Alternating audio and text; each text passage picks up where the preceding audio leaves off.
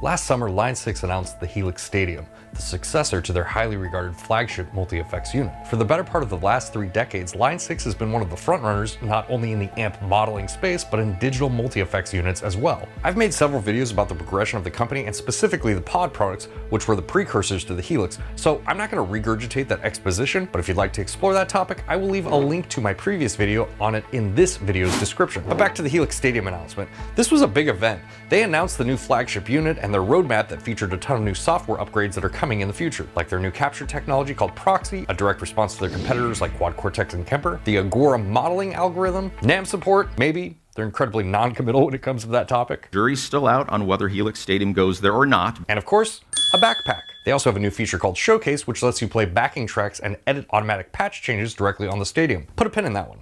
We're gonna come back to it. So obviously when I heard the announcement, I immediately forgot all about it and went back to what I was doing. I don't know exactly what it was about the announcement, but it gave me anxiety. Maybe the idea of having to learn and integrate a whole new system seemed overwhelming, but I think if I'm being honest, it's just this space in general. There's so much here now that it's almost too much noise to even concentrate on what the next update is for the next device. And there's already a bunch of videos out there covering tones, and to me that is not really necessary since the bar to entry with these units is good sounding tones. All the multi-effects units out right now sound good, and they can be dialed to sound good to your ear. When 𝗦eci is released, or NAM support, if that ever happens, I'll probably go into that topic a little bit more. Obviously, let me know if you want to see that down in the comments. But what I want to do in this video specifically is give you my perspective using the Helix in a real world use case, not only as someone who needs the functionality of backing track playback, as many of the regular viewers of this channel are aware, I have a big heavy live rack, and while this is extremely functional, loading this in and out by myself is not that fun. So one of my main goals here with the Helix Stadium XL and its functionality is to see if I can economize this and make this a little bit easier to travel with. But also as someone who didn't really want to spend over $2,000 just to see if the experience was right for me, which clumsily leads me into today's sponsor, Guitar Center. Guitar Center propositioned me to make a video testing out the Helix Stadium XL, but the catch is I have to tell you that Guitar Center is the only place that you could try the Helix Stadium in person before you buy it. I don't think that's really what they were hoping for when they asked me to do that. They probably wanted something more like, Guitar Center is the only place you can test the new Helix Stadium before you buy. Right, so there you go. But in order to actually test out the Helix before I decide if I want to go through with this video, I need to go to my local Guitar Center because that's the only place you can test it out before you buy it. And so I decided to bring my friend Simon along with me on this escapade. What's up? So Guitar Center's paying for this, we should just make a day out of it. Let's go.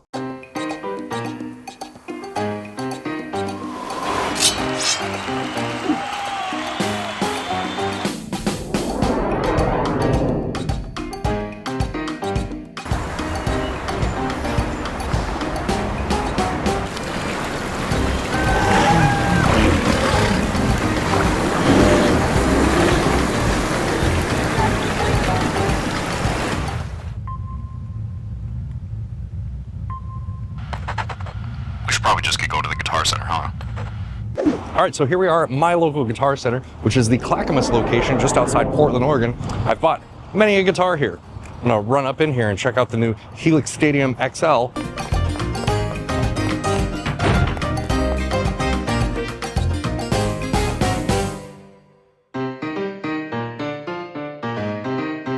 There's actually so many cool guitars that I want to play, but I want to focus on the Helix Stadium here and not guitar hunting, so we have to make a decision. And I think I want to go with, one of these Jacksons.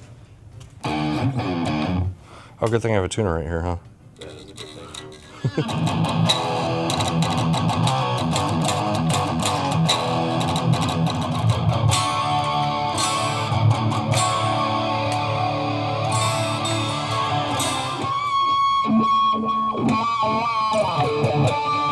Okay, so I think you get the point here. The majority of my audience knows what a Guitar Center is and what they do.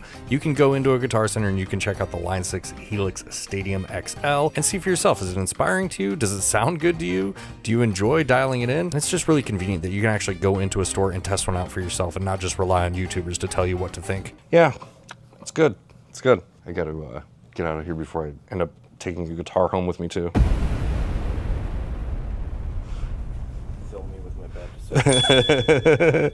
It's cool, man. Hey, look, when it speaks to you, it speaks to you. Yeah. Okay, my 𝗦eci Stadium showed up today. I'm equal parts anxious as well as I am excited. Probably mention it by this point in the video now, but there's just something that's a little bit anxiety inducing. I'll see if that goes away or if that problem's exacerbated. But for now, I'm gonna try and be positive about it and excited because it's new gear day. It's supposed to be fun, right? Okay. Oh, this is a much smaller box inside. This seems much more manageable. Okay. Here's the inner box. This is the Helix Stadium XL floor. You know, the one with the expression pedal. I don't think the smaller one is actually released yet. I actually believe that a lot of the functionality of this hasn't been released yet. And I say that as someone who's not really watched any content on this. I wanted my experience to be as untainted as possible, you know? So I didn't want to watch videos and get hyped up about it. The only thing I've seen is when 𝗦eci originally announced this at you know, the press conference thing they had. So, all right. Multiple cheat sheets for multiple languages here. Now, the fun part.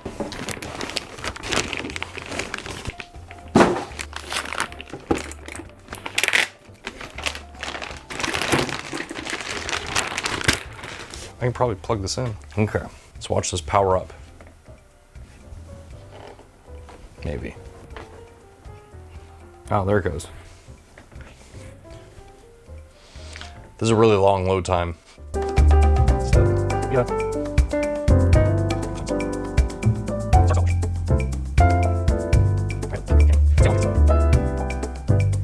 Wow, okay, there we go. Great, set this up.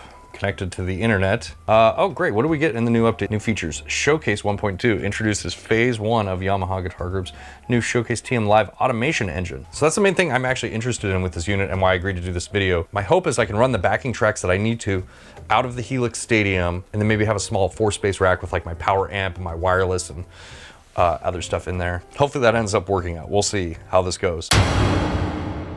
But the thing that I keep asking myself when I look at this is, at what point is it just more convenient to just get a laptop and an audio interface? That's a question that not only I have and I ask myself, but you know, I'm curious if you have any input on that and if you think anything about that. Okay, so I was sitting down to set up the Helix Stadium for band practice, and it occurred to me that while this is not a tutorial, it occurred to me that maybe some of you want to know like more of the fine details of this. So I'm gonna blast through a tutorial. We'll just call this Taylor's 10-second tutorial. It'll probably be longer than 10 seconds, but the Helix Stadium is actually set up back here. You can see it on in the background. And we're gonna connect to it through Wi-Fi to transfer these files, not because that's particularly the most convenient way to do it. That's the way that you transfer files right now. You can't actually use a USB-C cable to transfer files. This is only used for updates currently. Hopefully that changes in the future. You'll see why here soon. Anyways, I have this song opened up here, and what you're gonna wanna do is export the stems that you need on the Stadium for the backing tracks. I've already done that, and I have this opened up here. The reason that I'm doing it this way and making a separate project to do this is because when you export all of these files, whatever order you have them in when you export them into the Helix, that is going to be how they appear in your mixer. I'll show you guys what I'm talking about when we get over there, because it's very weird, to be honest with you. So just take my word for it. I actually realized that I need guitars with an IR on them for the drummer's in-ear monitors. So we're gonna add that here. And you can see we're at 7 tracks. That's too many.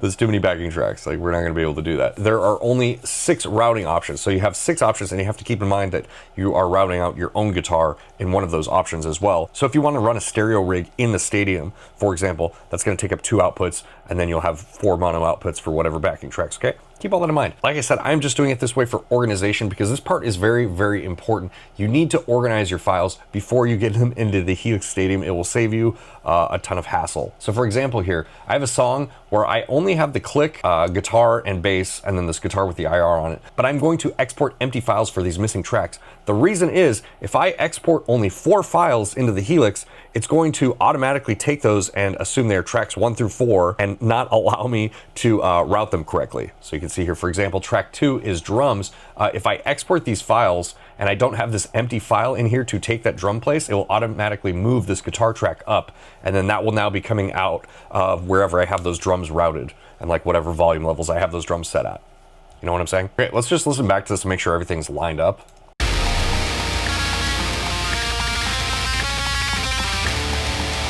Everything sounds lined up. It's not the most pleasurable thing to listen to, but it is all correct. Okay, and now we're gonna render these, and you can see how I have everything named here. It's all numeric. So I have tracks 1, 2, 3, 4, 5, 6, and that's because I always want them to be in that order. When you import them into the Helix Stadium, it will sort them alphanumerically. I'm doing this in Reaper. I don't know how this works in every program, but in Reaper, we're gonna call this file name idea6, and I'm gonna put the BPM in there for reference. It's just helpful later. It is a mono track, and you can see in Reaper, if you add $track, what it's gonna do is it's going to add the track name to the end of every file name, right? So I don't have to worry about, doing that later. Exporting the stems, and just at the time selection in this use case. Okay, so now I'm gonna render these 7 files. Now we're gonna open up Helix Stadium. It should automatically connect. Now I will say this, back to the USB-C thing, I have had the Wi-Fi disconnect on me in some of these sessions when I'm trying to export a bunch of tracks to the Helix Stadium. And I don't think there's any way to do it in bulk. You have to do literally one song at a time. So it is a process of just sitting here waiting. I'm gonna click the slightly more pixelated icon, drag and drop our files in here. You can actually change the BPM right here too. Now, notice you will be limited to a BPM. Like if I try and put in 250, you're limited to a BPM of 240. You can see how this imported, and since we took that time to manage the files pre-import on the Stadium, it is exactly the way we wanted. We can drag these around in here if we want to change, but I think it's just a lot easier to get it correct going into the Helix in the first place, as you'll see later on. All right, now we play the waiting game. I'll see you guys over there when this is done. I mean, like I said, this isn't a tone video, but I think the guitar tone, sounds pretty good. This is Purple channel on the Rev generator.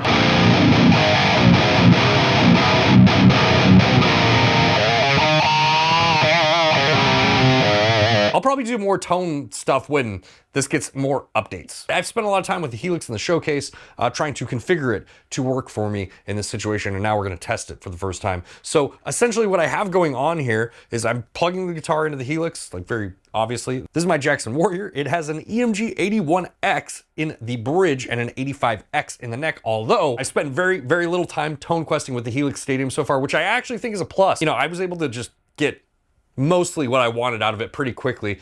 Most of what I'm focusing on is showcasing, just to see if I can make this work. You guys know what's up with this video. I don't need to explain it a bunch of times. I have the 1/4 inches running out into the Seymour Duncan Power Stage 700. This is the power amp I've been using for quite a while now. It's a stereo power amp, so you have 2 inputs and 2 outputs on it. One of the inputs is my guitar being processed by the Helix Stadium, and that is going out into this 𝗦ci𝗰𝗶𝗹 4x12 cabinet. I have that mic'd up. The other output is the preamp sound of the recorded guitar that we uploaded to the Stadium, so that is the guitar minus the IR or the cabinet. That is running into the power stage, and that is running out into a speaker cabinet that is off screen right now. I'll put it on screen so you can see it, but it's my Marshall 4x12 cabinet. I just ran it into that one because it's the furthest one away from me, so I get a little bit of separation because that is being mic'd up also. Everything else is being ran out of the headphone output, and the headphone output is just going into this little 𝗦ci multimedia iLoud speaker that's right here. Essentially what I'm doing is I'm just seeing how it's processing guitars right now. And then I'm using this as sort of a makeshift PA. If we can get here and we get everything routed and working correctly, then I can sort of build on this. So for the song that we uploaded, you can see I have my different flags set up here. You set up the flags just by tapping and then hitting this plus flag and then telling it what you want that flag to do.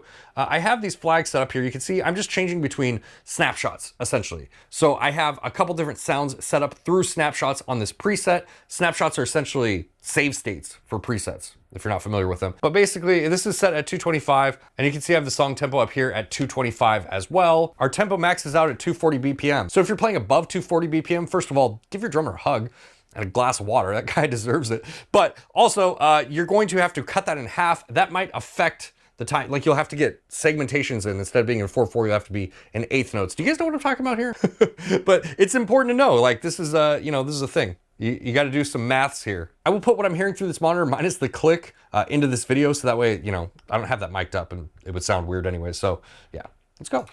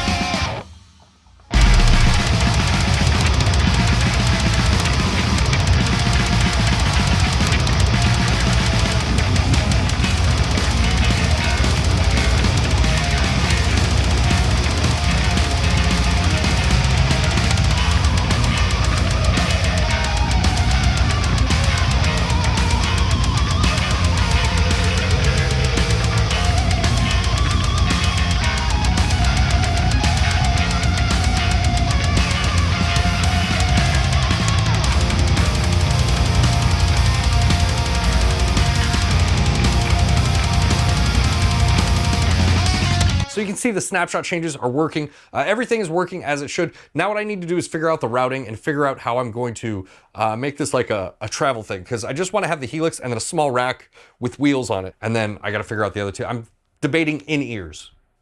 Like maybe in-ears is the move. I haven't quite figured it out yet. One quirk that I think is a little bit weird when it comes to the Helix Stadium and this feature. If you go into your song here, you can see what I'm talking about. If we go to edit this, we can move around these tracks, right? But the reason that I named this the way I did and put 1, 2, 3, 4, 5, 6 is because it will automatically sort your tracks in order, like alphabetically, like alphanumerically. We're on track 1 with the click and it says track 1, but if I drag the click down to track 6, the click is still track 1, even if I save it here, right? Okay, so now my click is track 6. So when we look here, the click is down on the bottom, which is, you know, nice aesthetically, I guess, if you want it that way.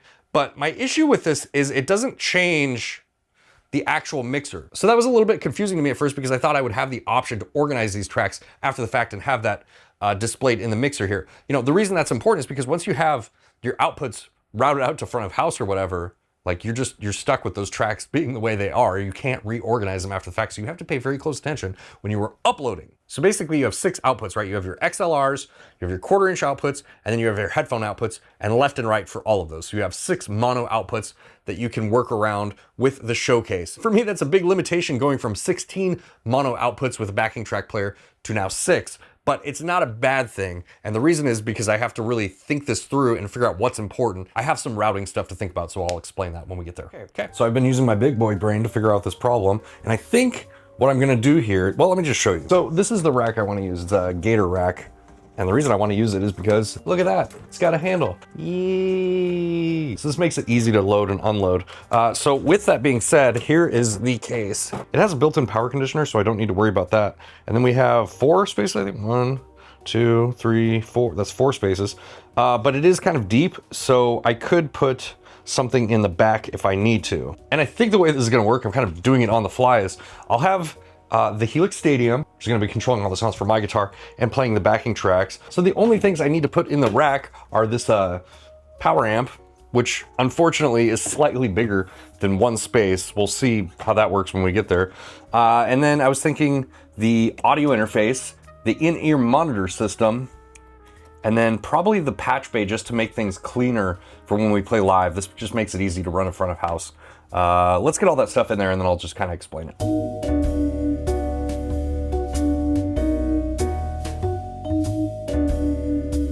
So here's the front of the unit. Here's the in-ear monitor system.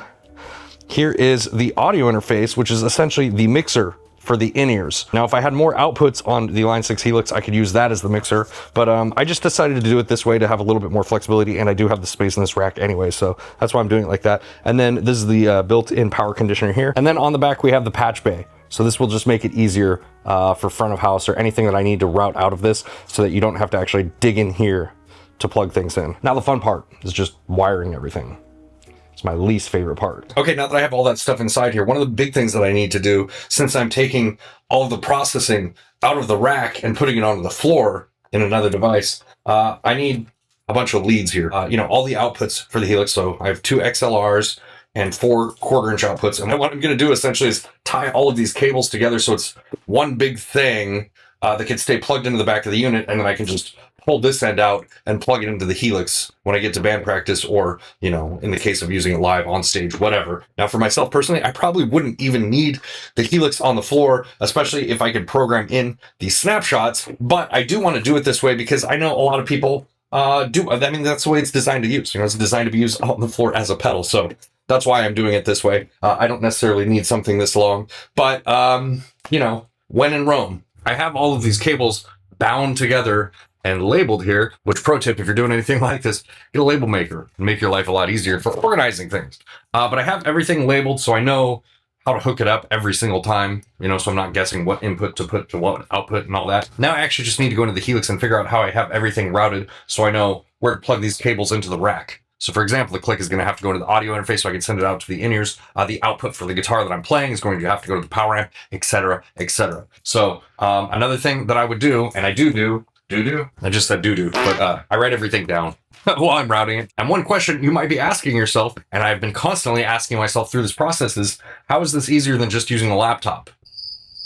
I don't really know the answer to that question because I am going to have to bring a laptop, at least initially, to set up the in-ear monitor mix. Once the in-ear monitor is mixed, you can actually save it to the Scarlett 18i20, and then it just, is there. But I do have to have a laptop to set up at least the initial mix in the in-ear monitors. So I feel like I'm jumping over a quarter to save a nickel in a lot of ways, if you know what I mean. But we're going to keep going through and see this video to completion, so that way I can share the whole experience with you and give you my thoughts on this whole process, and it'll be fun, right? That's the point of this whole thing. Okay, everything is hooked up, everything's working. I'm just getting my in-ear monitor mix set. You can see here, this is what the rack looks like now. I'm just using my laptop to adjust the in-ear monitor mix. So I have my guitar plugged in. This is a 𝗦cie𝗰𝗶𝗹 FYI. My in-ear's going. You probably can't hear that, but let's see if we can. So that's what I hear in my ear, and then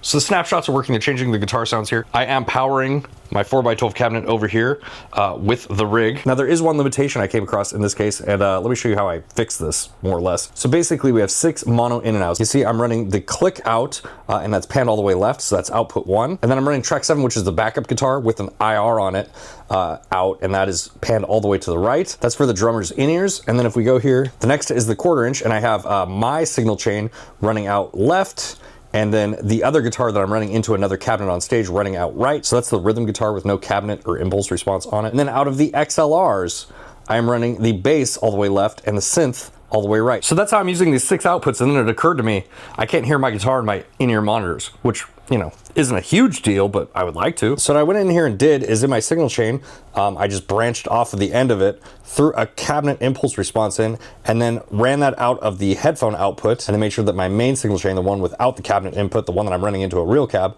is just going out the 1/4 inch input. That does mean that I'm running both the guitar I'm playing and the backing track guitar with the impulse response on it out of the same output. So I do have to balance these with the built-in mixer. And you can see that's why I have this one at -10 dB. This makeshift snake was probably a bit overkill. Oh, hey, it's me again. You remember this overkill cord thing that I made for all the outputs? Well, I had this, and my plan was to wrap it up and put it inside the case, so that way I could just pull it out and plug it in to the Helix when I needed to use it, but it's too much. It won't fit in there. So what I actually did was, these patches run to the inputs that I was running that cable to, and then I'll just plug in the cable 1, 2, 3, 4, 5, 6, whatever, right here. And of course, like I mentioned before, to remember where to plug all of those damn cables into, I'm gonna use my handy dandy little label maker here. So I gotta make a bunch more labels now. Yay. See, like so. 1, 1, 2 goes into 2, so on and so forth.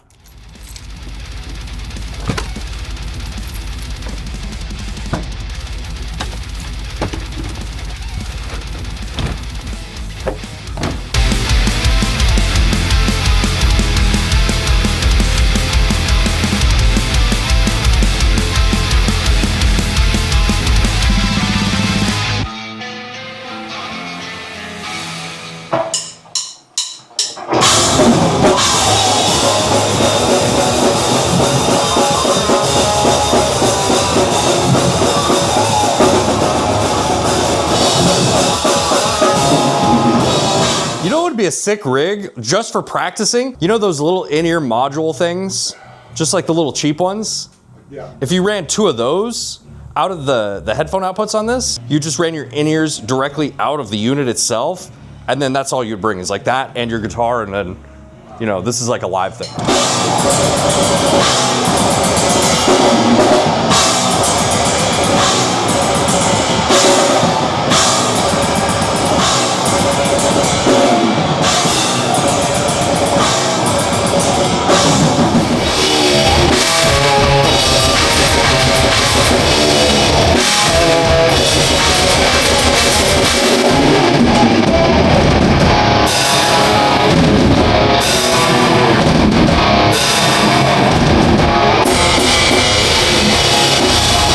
So what is the verdict on my experience with the Helix Stadium? I think that everything 𝗦𝗦ci did with the Helix, they did even better with the Stadium. What I have always loved about 𝗦𝗦ci's products is that they feel intuitive and straightforward. They don't overwhelm you with options and menus, they make the UI simple to navigate, and I feel like most people will be able to get most of what they need without having to read the manual. You could do some advanced or deep parameter editing without it being too convoluted or esoteric. The touchscreen and Wi-Fi connectivity are also really great features that aid this intuitive usability, especially when it comes to updating the unit or transferring files for Showcase, sort of. We'll come back to Showcase. When it comes to the sounds or the tone, which I didn't even really focus on in this video, because why? There's already a million videos out there focusing on that. But to give you my 2 cents there, I literally dialed in a sound in just a few minutes, and I stuck with that for the entirety of making this video. The purple channel on the Rev amp sounded so good right away, so I didn't see much point in changing what I knew was working. The only real issues that I had in my testing, which I imagine will be fixed in future updates, are number 1, the Helix Stadium just lost my files for Showcase. There's just tracks missing. All the synth on this song is missing. They were on there the last time I booted it up, and when I got to practice, they were just gone. All right, so when I got home and I was editing this part of the video, I thought it'd be a good idea to double check and make sure that that is actually what happened and it wasn't just my mistake. And yeah, look, all these files are gone. You remember the files that we uploaded during the tutorial segment in this video? You know, the one that I played through in the demo portion? Well, it would have been really nice to tie this whole video together by demonstrating that in the practice space, but those files are missing. Like, I just don't know what happened to them. They're just gone now. That's pretty inconvenient if you are relying on the Helix Stadium for backing track use. However, I would say that if you're going to rely on it heavily and not just test it for a YouTube video, it would probably make a lot of sense to invest in an SD card. I don't know if that would have saved me in this specific situation, but it seems to be the logical thing to do if that's your use case. Now, when it comes to replacing my rack of doom, I feel like it wasn't necessarily a net positive or negative. It actually felt a lot like a neutral trade-off. On the one hand, it did succeed in making my load in and out more manageable since I wasn't dragging around a 70+ pound shock mount rack. On the other hand, I did have significantly more time in the setup since I had to run so many cables from the Stadium to the smaller rack unit. The other trade-off, and this was just an oversight I didn't think to solve prior, I like hooking up to my rack unit and being connected to it wirelessly. It's a really great feeling being untethered to a giant piece of gear. Since I was using the Helix Stadium on the floor without an actual pedal board I could mount my wireless to, I decided to go cable in, and though I didn't need to be anywhere that cable length would have inhibited me, I still didn't like knowing I was tethered to something. And while it was nice having all of the processing pulled out onto this floorboard that I could control everything with, as someone who doesn't really like that, it wasn't a big win for me. But I can see that being a huge advantage for someone that likes having total control over their patches and being able to customize all the foot switches, which with the new scribble strips feels like it would be really beneficial for the stage. I wanted to touch base here too on my original trepidation when using the Helix Stadium. Even though at first I felt a bit overwhelmed with all of the options and all of the different features that this thing had, I really feel like 𝗦𝗦ci did a good job at making this all manageable. Back to what I was saying earlier about having a really good UI and being very easy to use, one of the features that I really think exemplifies this is the new focus feature, which allows you to essentially just drag around this node until you find a sound you like. Then you can take it from there and tweak it even further if you want to. The deep diving and deep parameter editing is there if you want, but you don't have to use it that way. But with all this new functionality, I still really wonder, and I want to open this conversation up to you, is when does it just make more sense to use a laptop? I saw a video recently where a fellow was running his whole rig off a Steam Deck, and I apologize for not remembering your name right now. I will put it on screen for those of you watching, but it just made me think, do we need all these devices? Is all of this functionality just going to end up becoming an app on your phone? Are guitar multi-effects units and floor modelers becoming a dead technology? And on the flip side, and more importantly,